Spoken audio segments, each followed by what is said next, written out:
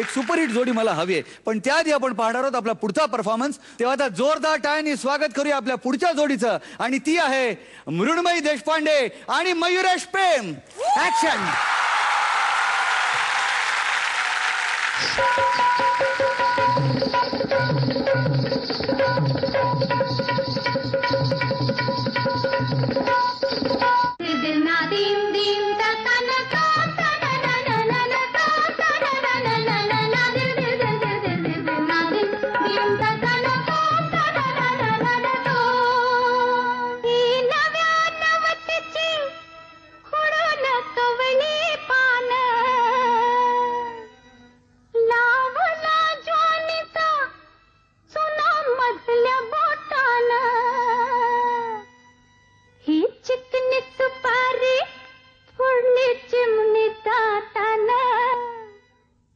डाव्या डोळ्यानं खुडून घातला नजर काताचा हो खडा राजसा घ्यावा गोविंद विडा राजसा घ्यावा गोविंद विडा रामासुर माझा रामासुर वैरगी वैरगी वैरगी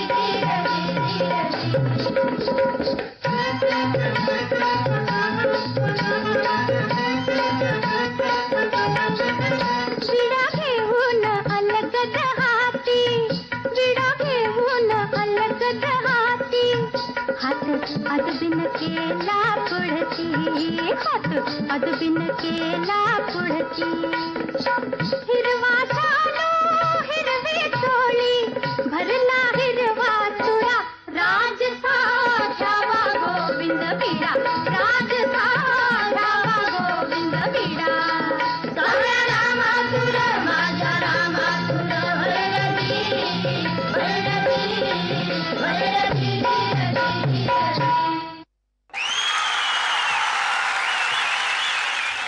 सुभान अल्लाह.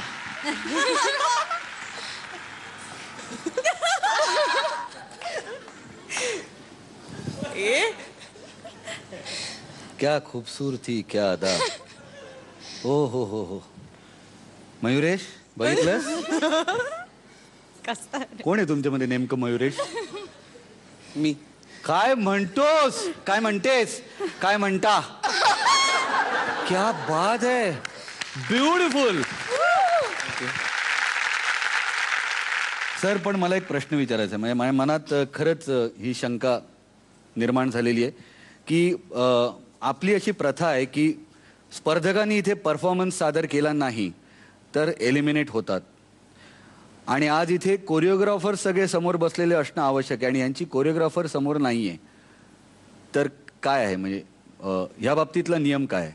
म्हणजे परफॉर्म नाही केलं तर एलिमिनेट जर जसं होतो तसं परफॉर्म केल्यानंतर कोरिओग्राफर जरी समोर नसेल तरीही होतो.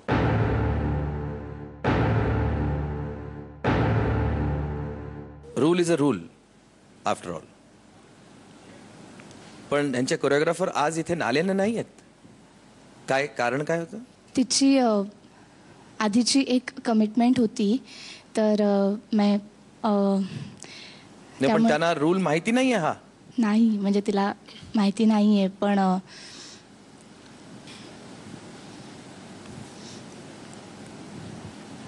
एनिवे असा काही रूल नाहीये, तुम्ही काळजी करू नका.